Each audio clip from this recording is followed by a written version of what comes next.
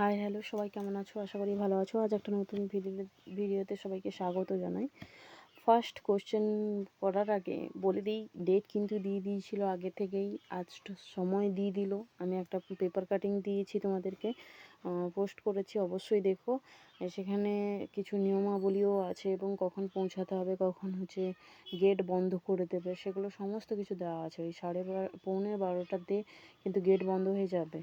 এবং কেউ যদি ফোন বা ইনস্ট্রুমেন্ট নিয়ে ঢোকো তাহলে কিন্তু পরীক্ষার কিন্তু খাতা ক্যান্সেল তো হবে, সঙ্গে পরীক্ষাটাও বাতিল করে দেবে। তো এই কিছু নিয়মাবলী দেওয়া আছে, অবশ্যই সেটা দেখে নিও। আজকে নতুন কোশ্চেন করব এবং মক টেস্ট করার সঙ্গে সঙ্গে থিওরিগুলোকে রিভিশন দিতে থাকো। পরীক্ষা কিন্তু খুব তাড়াতাড়ি দিন চলে যাবে, কিন্তু বুঝতে পারবে না সময় কীভাবে পেরিয়ে যাচ্ছে, বুঝতে পারবে না। তো ফার্স্ট কোশ্চেনে চলে যাই। বলছে আপেলত্ব প্রত্যক্ষের যে শনিকর্ষ হয় সেটা কী ধরনের শনিকর্ষ হয়? আপেলত্ব প্রত্যক্ষের ক্ষেত্রে সংযুক্ত সমবায় শনিকর্ষ হয়। আচ্ছা, সংযুক্ত সমবায় শনিকর্ষ কাকে বলে? না, সংযুক্ত সমবায় শনিকর্ষ তাকেই বলে যেখানে প্রত্যক্ষযোগ্য যে দ্রব্য থাকবে তার গুণ, জাতি, কর্ম সমস্ত কিছু আমরা প্রত্যক্ষ করতে পারবো। মানে তার গুণ জানতে পারবো, জাতি জানতে পারবো এবং কর্ম। তাহলে এখানে আমি আপেলত্ব জানতে পারছি, মানে তার জাতি জানতে পারছি, গুণটা মিষ্টি স্বাদ, সেটাও জানতে পারি। আপেল মানেই সব সময়ের জন্য আমরা মিষ্টি স্বাদটা জানি আমরা এটা। এবং একসঙ্গে গুণ, কর্ম, জাতি যখন জানতে পারবো তখন সেটা সংযুক্ত সমবায় শনিকর্ষ। এবং আপেলত্ব প্রত্যক্ষের ক্ষেত্রে সংযুক্ত সমবায় শনিকর্ষ হয়। বলছে কোন যুক্তিতে যে বাক্য প্রমাণ করা হয় তাকে কি বলা হয়? যে বাক্যটা প্রমাণ করা হয় তাকে কি বলা হয় সেটা বলতে হবে। না, কোনো যুক্তিতে যে বাক্যকে প্রমাণ করা হয় তাকে হেতুবাক্য, সাধ্যবাক্য, সিদ্ধান্ত না আশ্রয় বাক্য বলা হয়। সবাই জানে হেতুবাক্য আর আশ্রয় বাক্য একই। সাধ্যবাক্য সেটা ফার্স্টের বাক্যটা, অর্থাৎ প্রথম আশ্রয় বাক্য যেটা সেটাকে বলা হয় সাধ্য বাক্য। তো সেই জায়গাতে প্রমাণ করা হয় না, সিদ্ধান্তে প্রমাণ করা হয়। এবং সিদ্ধান্তে সাধ্য আর পক্ষ থাকে। সাধ্য এবং পক্ষে সাধ্যের অবস্থানটা নিশ্চিত করা হয়। পরিপূরক শ্রেণী কাকে বলা হয়? বা পরিপূরক শ্রেণী বলা হয় কি না, বিরুদ্ধ শ্রেণীকে পরিপূরক শ্রেণী বলা হয়। যেমন যদি আমরা বলি অ এর পরিপূরক শ্রেণী অ হবে, মানে একসঙ্গে ধরো মানুষ বলছি পরিপূরক, তার বিরুদ্ধ শ্রেণী কি হবে? অমানুষ হবে। তারপর কোশ্চেনে চলে যাই। ভ্রম সম্পর্কে অদ্বৈত বেদান্তীদের মতে কি স্বীকার করে? অদ্বৈত কথার অর্থ শঙ্করাচার্য অনির্বচনীয় খ্যাতিবাদকে স্বীকার করে। আত্মখ্যাতিবাদ যোগাচার দার্শনিকরা স্বীকার করে। বিবেক বা যথার্থ খ্যাতিবাদ কিন্তু তোমার বিপরীত খ্যাতিবাদ বা যথার্থ খ্যাতিবাদ বা বিবেক খ্যাতিবাদ, এগুলো কুমারিল ভট্ট। শত প্রামাণ্যবাদের বিরোধিতা করেছেন কে? শত প্রামাণ্যবাদীর বিরোধিতা কে করেছেন? নৈয়ায়িকরা করেছেন। কারণ নৈয়ায়িকরা পরত প্রামাণ্যবাদী। পরত প্রামাণ্য এবং অপ্রামাণ্যও পরতভাবে স্বীকার করে তারা। নেগেশন পির বিরুদ্ধ বচন কি হবে? নেগেশন পির বিরুদ্ধ বচন বি হবে। কেন না, নেগেশন পি যখন আছে তাহলে পিটা উঠে যাবে, আর পির পরে যে নেগেশন আছে সেটা তো তখন অন্য যে বচন থাকবে, মানে নেগেশনের পরে যে বচনটা থাকবে তার মানটা পি ধরা হবে। যেহেতু এখানে পির সামনে নেগেশন আছে, তো সেটা ধরা হবে না। পরেরটাতে চলে যাই। বলছে পরের কোশ্চেনে সাংখ্যদের মতে কটি প্রমাণ? সাংখ্য মতে প্রমাণ কয়টি? সাংখ্য মতে প্রমাণ 3 প্রকার: শব্দ, অনুমান এবং প্রত্যক্ষ অনুমান শব্দ। 3 প্রকারের প্রমাণ স্বীকার করা হয়। গীতা মতে কর্ম কয় প্রকার? গীতাতে কর্ম 2 প্রকার: নিষ্কাম কর্ম এবং সকাম কর্ম। নিষ্কাম কর্ম কাকে বলে? যেখানে ফলাকাঙ্ক্ষা পাবে, মানে ফলের আকাঙ্ক্ষা থাকবে না, সেটা নিষ্কাম কর্ম। যেখানে ফলের আকাঙ্ক্ষা থাকবে, বলতে ফলের আশা থাকবে, সেটা সকাম কর্ম। কোনটি অষ্টাঙ্গিক মার্গের অঙ্গ নয়? কোনটি অষ্টাঙ্গ মার্গের অঙ্গ নয়? আচ্ছা, অষ্টাঙ্গিক মার্গের মধ্যে অষ্টাঙ্গিক মার্গটা কোন অধ্যায় আছে সেটা আগে জানতে হবে। যে বৌদ্ধ দর্শনে অষ্টাঙ্গিক মার্গ, এখানে অষ্টাঙ্গ যোগের কথা বলেনি, কিন্তু এখানে অপশান যেগুলো দিয়েছে অষ্টাঙ্গ যোগের কথা বলা হয়েছে। অষ্টাঙ্গ যোগে তো যম, নিয়ম, আসন, প্রাণায়াম, প্রত্যাহার, ধারণা, ধ্যান, সমাধি এটা বলা হয়েছে। কিন্তু অষ্টাঙ্গিক মার্গে সম্যক দৃষ্টি, সংকল্প, বাক, কর্মান্ত, আজীব, ব্যায়াম, স্মৃতি, সমাধি এবং এই যে 8টার কথা বলা হয়েছে, যেটা মানে নির্বাণ লাভের জন্য প্রয়োজন। তো এখানে কোনোটাই অ্যান্সার হবে, বলছে কোনোটিই নয় হবে। পাশ্চাত্য দর্শনে লক্ষ্য যদি, কিন্তু এই কোশ্চেনটা খুব ইম্পর্টেন্ট, এটা ভালো করে ঠিক মনে করে দেখে অ্যান্সার করতে হবে। কেন না, এটা ঘুরানো কোশ্চেন বলতে পারো, খুব অতি সহজ, কিন্তু তাও ভুল করার চান্স বেশি। পরের কোশ্চেনে যদি পাশ্চাত্য দর্শনের লক্ষ্য যদি জ্ঞান অন্বেষণ হয়, তাহলে ভারতীয় দর্শনের লক্ষ্য কী? ভারতীয় দর্শনের লক্ষ্য হচ্ছে তত্ত্বজ্ঞান বা তত্ত্বের উপলব্ধি। তত্ত্বের উপলব্ধি, এখানে তত্ত্বজ্ঞান আছে তো তত্ত্বজ্ঞান হবে। তা তত্ত্বজ্ঞান আছে, দাঁড়াও একটু, তত্ত্বজ্ঞান, বোধিজ্ঞান, মোক্ষ লাভ। মেন হচ্ছে এদের লক্ষ্য হচ্ছে মানে ভারতীয় দর্শনের মূল লক্ষ্য হচ্ছে মোক্ষ লাভ। কিন্তু যদি বলো তো ভারতীয় দর্শন, দর্শন শব্দটার অর্থ কী, তখন কিন্তু হতো তত্ত্বজ্ঞান বা তত্ত্ব উপলব্ধি। তো এখানে সঠিক উত্তর হচ্ছে কি হবে? এখানে সঠিক উত্তর হবে তোমার মোক্ষ লাভ। মোক্ষ লাভটা হবে আমাদের ভারতীয় দর্শনের লক্ষ্য। ভারতীয় দর্শনের লক্ষ্য হচ্ছে মোক্ষ লাভ, আর পাশ্চাত্য দর্শনের লক্ষ্য হচ্ছে জ্ঞান অন্বেষণ করা। বলছে এর নিচে যে অপশানগুলো আছে তাদের মধ্যে চিত্তভূমি নয় কোনটা? তাহলে যেহেতু এখানে ক্ষিপ্ত মূঢ় আছে, ক্ষিপ্ত মূঢ়, বিক্ষিপ্ত, একাগ্র, নিরুদ্ধ, তো এখানে বিক্ষিপ্ত বিমূঢ় যেটা আছে এটা হবে না, কারণ ক্ষিপ্ত মূঢ়, শুধু মূঢ় কথাটাই হয়। ক্ষিপ্ত মূঢ়, বিক্ষিপ্ত, একাগ্র, নিরুদ্ধ, চিত্তভূমি 5টি। সাংখ্যমতে ধ্বংসের অর্থ কী? সাংখ্যমতে ধ্বংসের অর্থ কী? বলছে অভিব্যক্তি, আবির্ভাব, না স্বকারণে লয়। এটার সঠিক উত্তর হবে স্বকারণে লয়, মানে সে নিজের এতেই ধ্বংস হয়ে যাচ্ছে, কোনো একটা জিনিসের ধ্বংসপ্রাপ্তি হয়ে যাওয়া, মানে সেটা লয় হয়ে যাওয়া, ক্ষতি হয়ে যাওয়া, ক্ষয় হয়ে যাওয়া। যোগমতে বিপাক বলতে কি বোঝায়? কর্মফলকে বুঝিয়েছে। বিপাক বলতে কর্মফল বুঝিয়েছে। আচ্ছা, বিপাক কোনখানে বলা হয়েছে? যোগ দর্শনে বিপাক কথাটা ঈশ্বরের সংজ্ঞা দিতে গিয়ে বলা হয়েছে যে বিপাক শব্দটা, সেখানে বলা হয়েছে ক্লেশ কর্ম বিপাক আশয়ী অপরামিষ্ঠ ঈশ্বর বিশেষ পুরুষ বিশেষ ঈশ্বর। বলছে কি না, ক্লেশ কর্ম বিপাক আশয়ী পরামিষ্ঠ পুরুষ বিশেষ ঈশ্বর। এই যে সংজ্ঞাটা, এটা হচ্ছে কি না, সাধারণ পুরুষ থেকে যখন যোগ দর্শনে ঈশ্বরের লক্ষণটা দেয়া ছিল, এটাই হচ্ছে ঈশ্বরের লক্ষণ। এই সংজ্ঞাটা কে দিয়েছে? পতঞ্জলি দিয়েছে। সেইখানে বিপাক শব্দটা যে ছিল, বিপাক শব্দের কথার অর্থ হচ্ছে কর্মফল। কর্মফলটা আবার 3 প্রকারের হতে পারে। সেটা কীরকম? জাতি, আয়ু, ভোগ।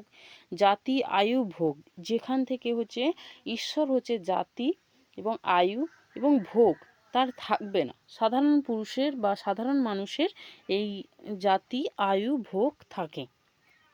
আর সবাই যেন পঞ্চক্লেশ, এইটা খুব ইম্পর্টেন্ট। পঞ্চক্লেশ 5 প্রকার: অবিদ্যা, অস্মিতা, রাগ, দেশ, অভিনিবেশ, এটা হচ্ছে পঞ্চক্লেশের মধ্যে পড়ে।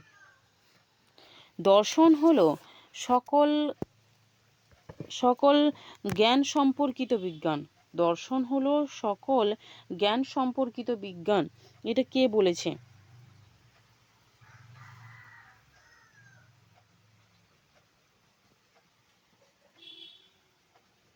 এটা বলেছে তোমাকে প্লেটো, দেকার্ত, পলসন, কোঁত। আচ্ছা, প্লেটো কি বলেছে সেটা যদি আগে আমরা জানি, যে প্লেটো বলেছেন দর্শন হলো কি না, দর্শন হলো বস্তু সত্তার জ্ঞান যা নিত্য, অপরিবর্তনশীল ও শাশ্বত।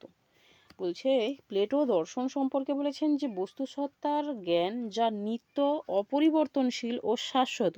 আর দেকার্ত কি বলেছেন?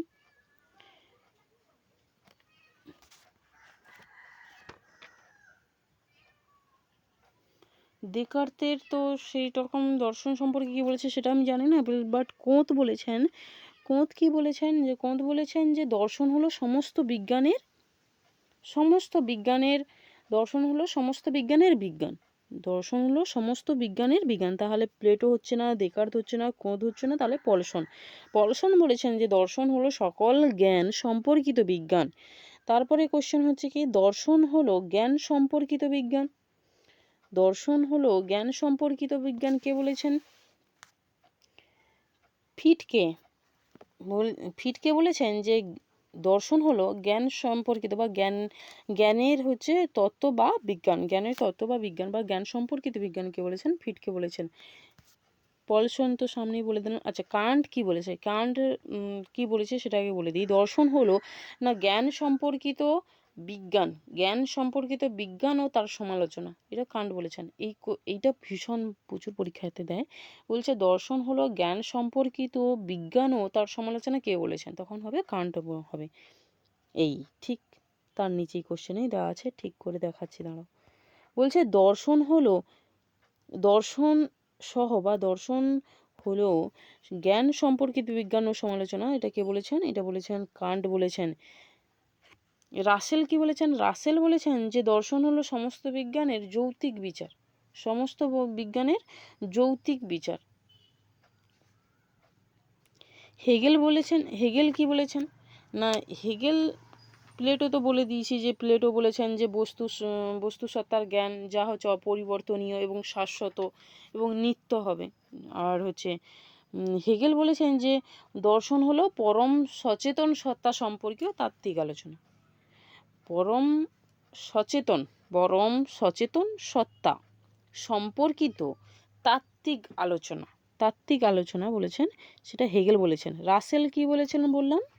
রাসেল বলেছেন যে হচ্ছে দর্শন হলো সমস্ত বিজ্ঞানের যৌক্তিক বিচার, সমস্ত বিজ্ঞানের যৌক্তিক বিচার হচ্ছে দর্শন।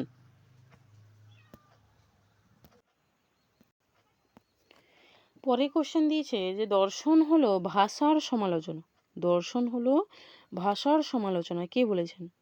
দর্শন হলো ভাষার সমালোচনা, এয়ার বলেছেন।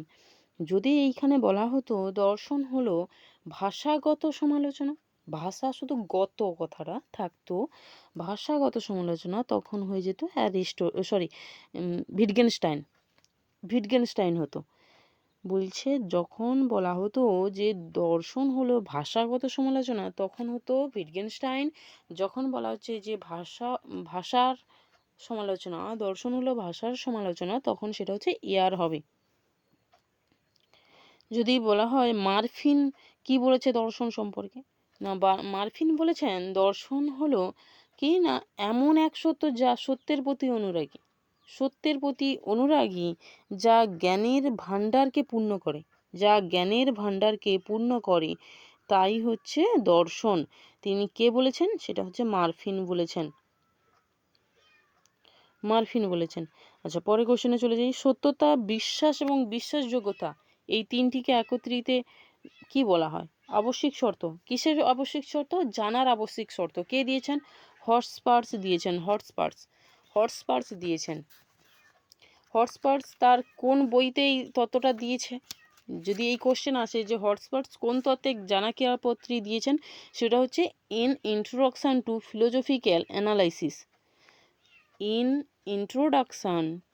ফিলোজফিক্যাল অ্যানালাইসিস গ্রন্থে তিনি হচ্ছে জানা ক্রিয়াপত্রা 3টি অর্থে ব্যবহার করেছেন। সেই জানা ক্রিয়াপত্রা শেষ হচ্ছে বাচনিক অর্থে জানা বা বাচনিক জ্ঞান আমাদের হতে গেলে 3টি শর্তকে পূরণ করতে হয়। সেটা হচ্ছে সত্যতার শর্ত, বিশ্বাসের শর্ত এবং বিশ্বাসযোগ্যতার শর্ত। পাশ্চাত্য সংশয়বাদী দার্শনিকের নাম বলো। পাশ্চাত্য সংশয়বাদী দার্শনিকের নাম হচ্ছে হিউম। পাশ্চাত্য সংকলনে একদম হিউম হচ্ছে একদম প্রপার দর্শনে, তিনি হচ্ছে সংশয়বাদটাকে একদম ধরেছিলেন। তাই আর এখানে দেকার্ত দিলাম না কেন? দেকার্ত হচ্ছে শুরু তো করেছিল কিন্তু শেষে তো করেনি তিনি। বহুত্ববাদী দার্শনিক লাইবনিজ, সবাই জানে। আর দ্বৈতবাদী যদি বলা হতো দ্বৈতবাদী তাহলে দেকার্ত হতো, আর যদি বলা হতো বিচারবাদী তাহলে কান্ট হতো, আর যদি বলা হতো একতত্ত্ব বা অদ্বৈতবাদী তখন হতো স্পিনোজা। আত্মার অস্তিত্ব অস্বীকার করেছেন কে? আত্মার অস্তিত্ব অস্বীকার কে করেছেন? না হিউম করেছেন। হিউম হচ্ছে আত্মার অস্তিত্বকে অস্বীকার করেছেন। হিউমের যে গ্রন্থে কারণের 2টি সংজ্ঞা দিয়েছেন তার নাম কি? বলছে হিউম যে গ্রন্থে 2টি কারণের সংজ্ঞা দিয়েছেন তার নাম কি?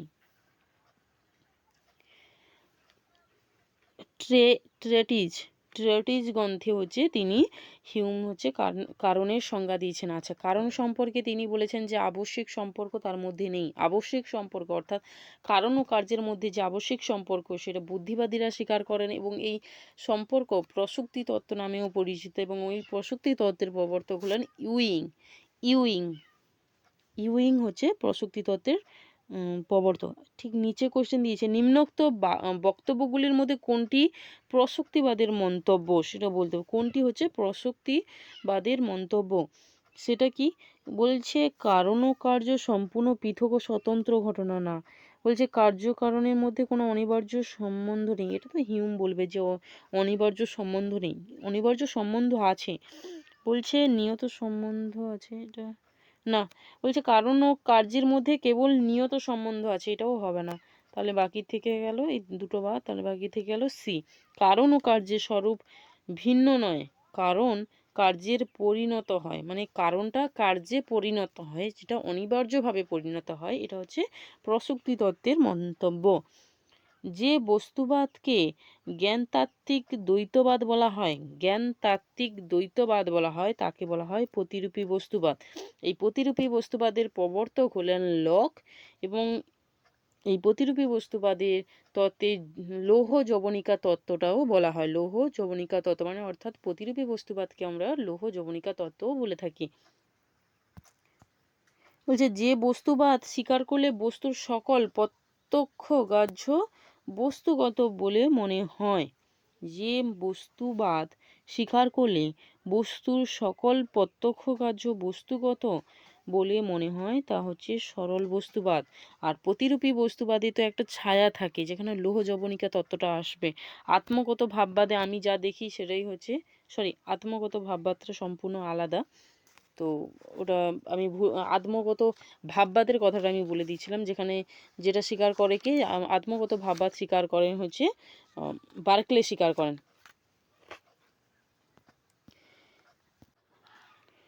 বস্তুবাদ যদি বলি আমরা, বস্তুবাদ কয় প্রকার?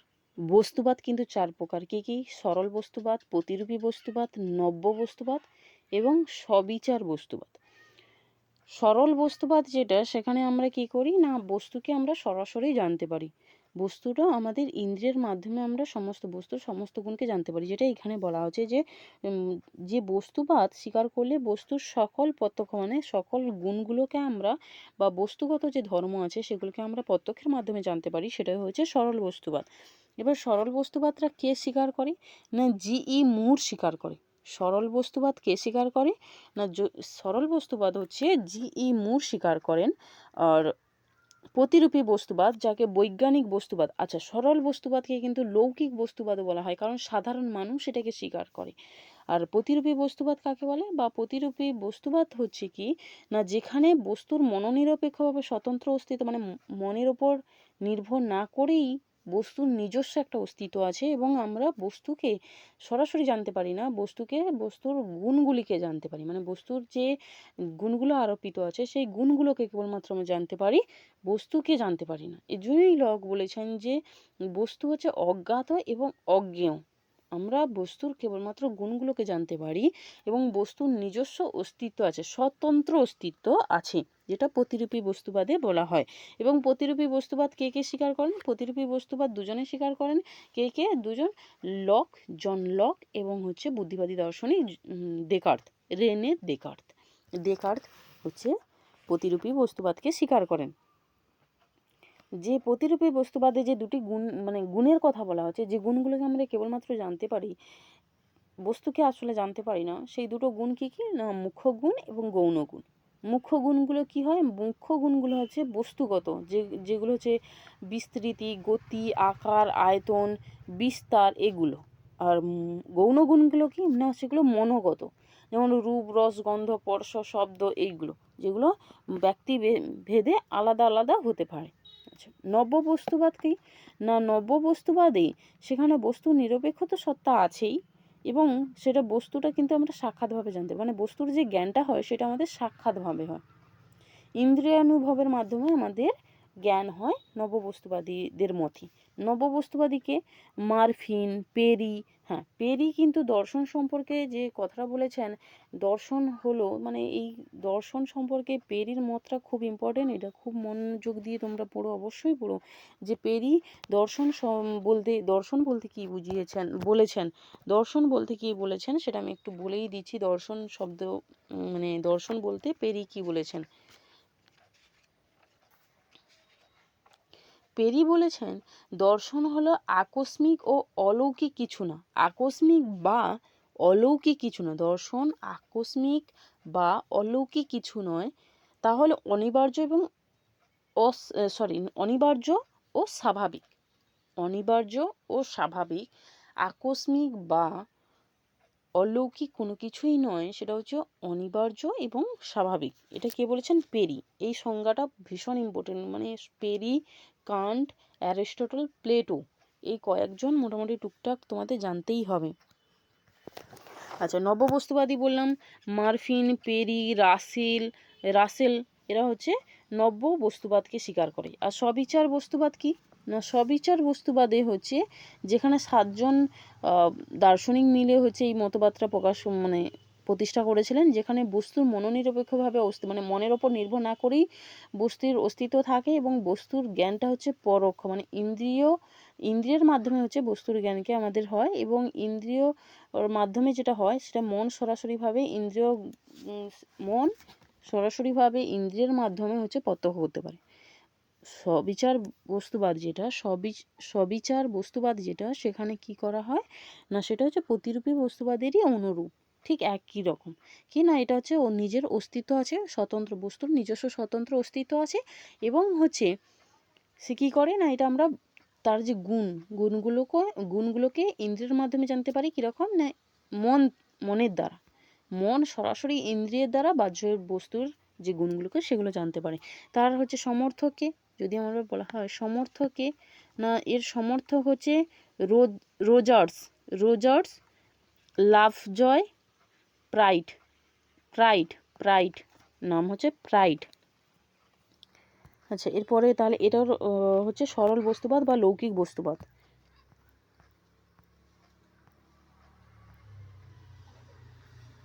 এই দেখো 27 দেখে কোশ্চেন দিচ্ছে লৌহ যবনিকা তত্ত্ব।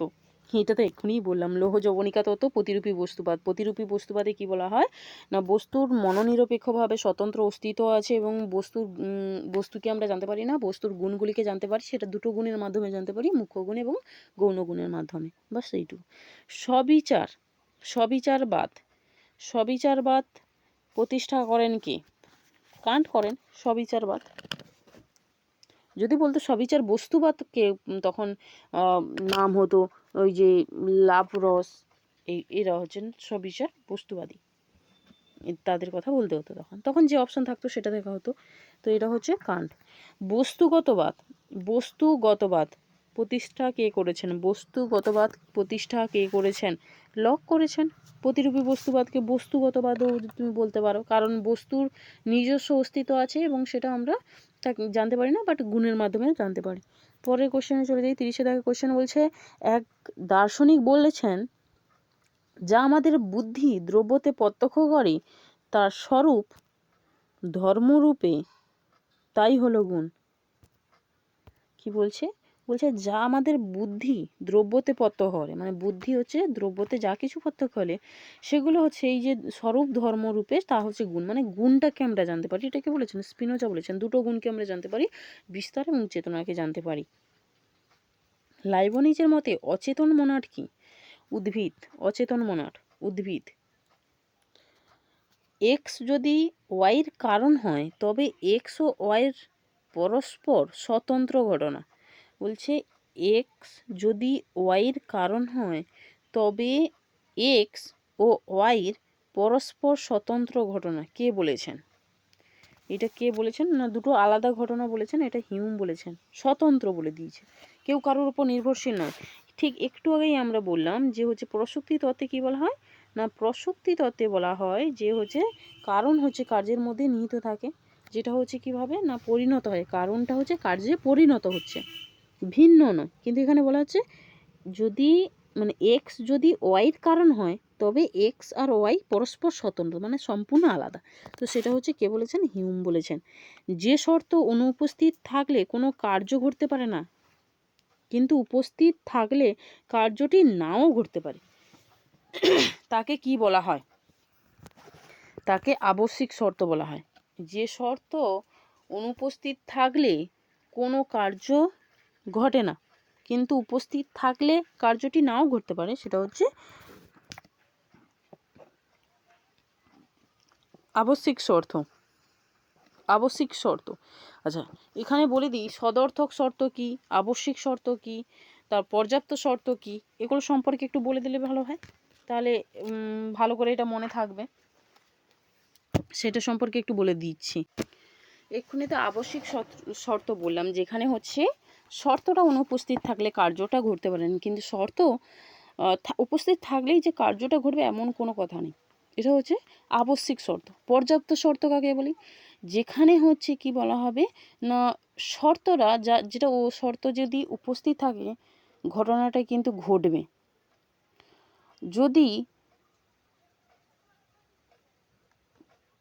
মানে যদি শর্ত অনুপস্থিত থাকে, যদি শর্ত অনুপস্থিত থাকে তাহলে কিন্তু ঘটনা ঘটতে পারে। মানে বলা হচ্ছে এখানে যেটা বলা হয়েছে তার অপোজিট বলছে, অনুপস্থিত থাকলে কার্যটা ঘটবে না, কিন্তু বলছে যদি সেখানে শর্তটা উপস্থিত থাকে তাহলে কিন্তু কার্য ঘটবে। তারপরে বলছে কিন্তু বলছে শর্ত যদি অনুপস্থিত থাকে তাহলেও কার্যটা ঘটতে পারে। এটা হচ্ছে কি পর্যাপ্ত শর্ত। আচ্ছা, সদর্থক শর্ত কি আর হচ্ছে নগর্থক শর্তটা কি সেটা তাহলে একটু বলে দিই। সদর্থক শর্তটা হচ্ছে যেখানে হচ্ছে তুমি সাহায্য করবে। সদর্থক শর্তটা হচ্ছে যে শর্তগুলো উপস্থিত না থাকলে কার্যটা ঘটতে পারবে না, মানে সাহায্য করবে, কার্যটা উৎপন্ন করতে সাহায্য করবে। যে শর্তগুলি উপস্থিত যদি না থাকে, মানে কোনো শর্ত যদি উপস্থিত না থাকে তাহলে সে কিন্তু কার্য ঘটাতে পারবে না। আর নগর্থকটা কি হয়? যে শর্ত উপস্থিত আছে, উপস্থিত থাকলেও কার্য ঘটাতে পারছে না, সেটা হচ্ছে নগর্থক শর্ত।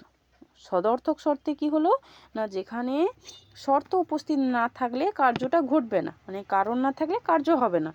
আর নগর্থকে কি আছে? বলছে কারণ আছে, মানে কারণ আছে কিন্তু কার্য নাও হতে পারে, এটা বলছে। আচ্ছা, পরের কোশ্চেনে চলে যাই। বলছে বস্তু ও বস্তু গুণ অভিন্ন। বস্তু ও বস্তু গুণ অভিন্ন কোন মতবাদে বলা হয়েছে?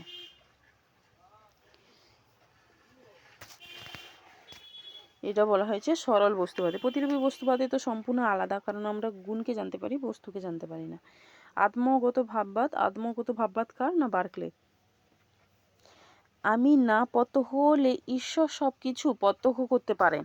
আমি যদি প্রত্যক্ষ না করি তাহলে কিন্তু ঈশ্বর সমস্ত কিছু প্রত্যক্ষ করেন। কে বলেছেন? বার্কলে বলেছেন। এই লাইনটার জন্যই তিনি হচ্ছে অহং সর্বস্ব যে দোষ, অহং সর্বস্ববাদ থেকে মুক্তি পেয়েছিলেন। আমি এবং আমার ধারণা অস্তিত্বশীল। আমি এবং আমার ধারণা অস্তিত্বশীল। কে বলেছেন? বার্কলে বলেছেন। আমি এবং আমার ধারণাই হচ্ছে কেবলমাত্র অস্তিত্বশীল। জড়দ্রব্যকে প্রত্যক্ষ করা যায় না, তাই তার অস্তিত্ব নেই। জড়দ্রব্যকে প্রত্যক্ষ করা যায় না, তাই তার অস্তিত্ব নেই। কে বলেছেন? এটা বার্কলে বলেছেন। এটা প্রথমের দিকে বলেছিলেন বার্কলে। কোন বস্তুবাদ স্বীকার করলে দ্রব্যের স্বরূপ অজ্ঞাত ও অজ্ঞেয় হয়? প্রতিরূপী বস্তুবাদ। সবিচার ভাববাদের প্রতিষ্ঠাতাকে? কান্ট। সবিচার ভাববাদের প্রতিষ্ঠাতাকে? না কান্ট। আত্মগত ভাববাদের বিরুদ্ধে আত্মকেন্দ্রিকতার দোষে অভিযোগ তুলেছিলেন কে? অভিযোগটা কে করেছিলেন? সেটা হচ্ছে পেরি হচ্ছে করেছিলেন। আত্মগত ভাববাদ হচ্ছে বার্কলের যে মতবাদ, সেই মতবাদের বিরুদ্ধে আত্মকেন্দ্রিকতার যে দোষ সেটা কে তুলেছিলেন? না পেরি তুলেছিলেন। আমি মনে করি বস্তু হলো সংবেদনের সমষ্টি। আমি মনে করি বস্তু হলো সংবেদনের সমষ্টি। কে বলেছেন? বার্কলে বলেছেন। যে মতবাদ অনুসারে সদ বস্তু নিত্য, উৎপত্তি নেই, বিনাশও নেই, সেটা শাশ্বতবাদ। শাশ্বতবাদ হবে, কারণ শাশ্বতবাদ মানেই তো সেখানে উৎপত্তিও নেই, বিনাশও নেই, তাহলে সে সৎ বস্তু। যা অর্থ ক্রিয়াকারী তাই হচ্ছে সৎ, যা সৎ তা ক্ষণিক, বীজ সৎ সুতরাং বীজ ক্ষণিক। আমাদের এই যুক্তি ক্ষণিকবাদের মূল ভিত্তি। এটি কার যুক্তি? এই যুক্তিটি কার? এই যুক্তিটি হচ্ছে ধর্মকীর্তির। ধর্মকীর্তি বলেছেন যে যা যার হচ্ছে অর্থক্রিয়াকারিত্ব আছে, বা অর্থক্রিয়াকারিত্ব হচ্ছে লক্ষণম সৎ, অর্থাৎ সতের লক্ষণ হচ্ছে অর্থক্রিয়াকারী। যে হচ্ছে সৎ হবে তাকে ক্ষণিক হতে হবে এবং অর্থক্রিয়াকারী হতে হবে। এটাকে বলেছেন ধর্মকীর্তি বলেছেন। কোনটি যোগাচার বিজ্ঞানবাদীদের সঙ্গে সঙ্গতিপূর্ণ? কোনটি যোগাচার বিজ্ঞানবাদীদের সঙ্গে সঙ্গতিপূর্ণ? আচ্ছা, আলোয় প্রবৃত্তি, এটা হবে। আলোয় বিজ্ঞান প্রবৃত্তি এবং বিজ্ঞান থেকে সৃষ্ট, বিজ্ঞান থেকে সমস্ত কিছুই সৃষ্ট হয়েছে, যাকে প্রকৃত বিজ্ঞানও বলা হয়। সৌতান্ত্রিক সম্প্রদায়ের প্রতিষ্ঠাতা কে? সৌতান্ত্রিক সম্প্রদায়ের প্রতিষ্ঠাতা কে? আচ্ছা, তার আগে বলে দিই, নাগার্জুন কোন দর্শনের মানে কোন সম্প্রদায়? সেটা হচ্ছে মাধ্যমিক। মাধ্যমিক সম্প্রদায়ের প্রতিষ্ঠাতা হলেন নাগার্জুন। আর কুমারলব্ধ হচ্ছে তোমার সৌতান্ত্রিক, আর মৈত্রীনাথ বা অসঙ্গ হচ্ছে যোগাচার সম্প্রদায়ের প্রতিষ্ঠাক।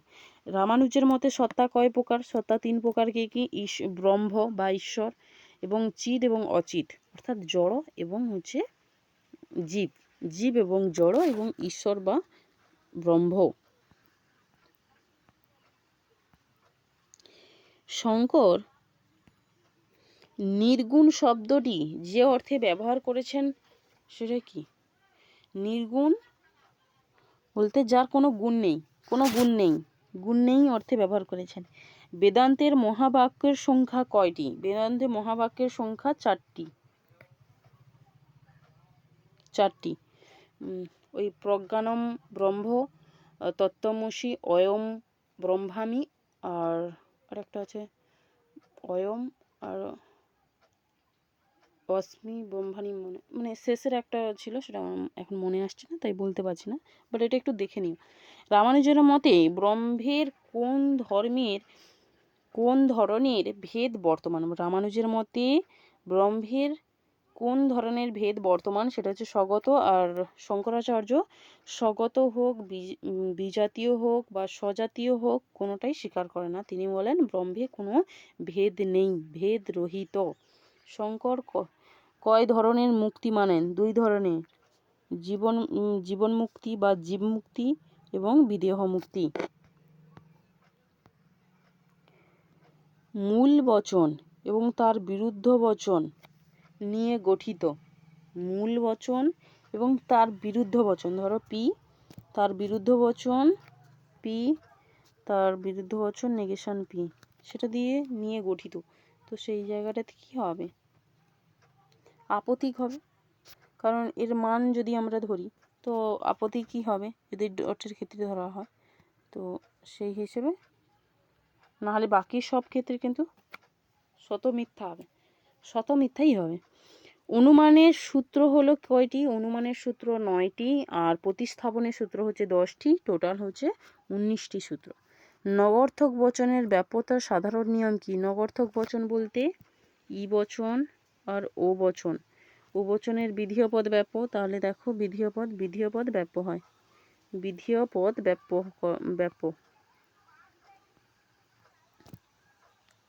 বিধেয় পদটা ব্যাপ্য। সংবেদন হলো কি? সংবেদন হলো জ্ঞানের সরলতম উপাদান বা প্রত্যক্ষের সরলতম উপাদান।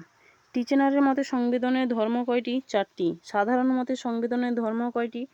সাধারণের মতে সংবেদনের ধর্ম হচ্ছে 7টি।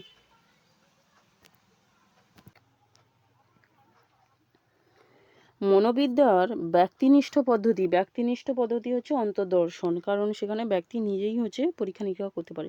মনোবিদ্যার যথার্থ পদ্ধতি কোনটি? অন্তর্দর্শন পদ্ধতি হচ্ছে যথার্থ পদ্ধতি। যে অবস্থার পরিবর্তন করে ফলাফল লক্ষ্য করা যায়, যে অবস্থান পরিবর্তন করে ফলাফল লক্ষ্য করা যায় সেটা হচ্ছে কি না নিরপেক্ষ ভেদ্য। নিরপেক্ষ ভেদ্য। আর যেটার ব্যক্তিগত প্রতিক্রিয়া পরিবর্তন ঘটে সেটা হচ্ছে সাপেক্ষ ভেদ্য।